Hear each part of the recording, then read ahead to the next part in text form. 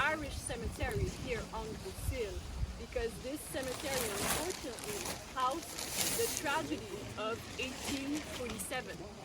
So what I propose to you is that we can talk a bit more about the events that happened here, and after that, if you want a bit of time to take the time to really appreciate the cemetery and also the memorial with the name of everyone that died here, we could take a few minutes to do that as well. Would that be okay with you guys? Yeah, 100%. All right. So, my first question for you. I think you're a different public than what we usually have. You're a bit more specific in your interest on the site here. So I believe you must be a little bit more familiar with the events of the famine in Ireland. Is that right? Yes? All right.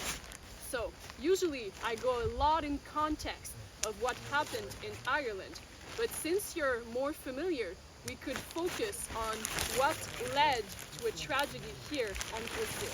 Would that be good with you? Yes. Yes? Excellent. So, the Irish cemetery here is actually the oldest cemetery we have on Grosse. It opened with the opening of the quarantine station in 1832. So at first everything was in this sector, so it's logical that the cemetery was as well. Through time on the station, we're going to build hospitals in other sectors, and this is going to motivate the opening of new cemeteries. We actually have 3 on the station. Another one is in the center sector of the island, and one is completely at the eastern part of it as well. But this one behind me is the most important, and it's the one that interests us to talk about the happening of 1847 here on the station.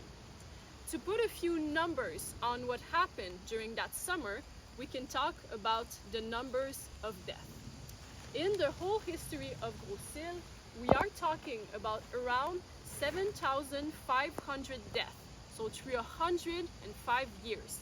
But in 1847 alone, it is 5,424 of them that are buried on site. So this is the 2/3 of the total death of the station being concentrated in this one summer.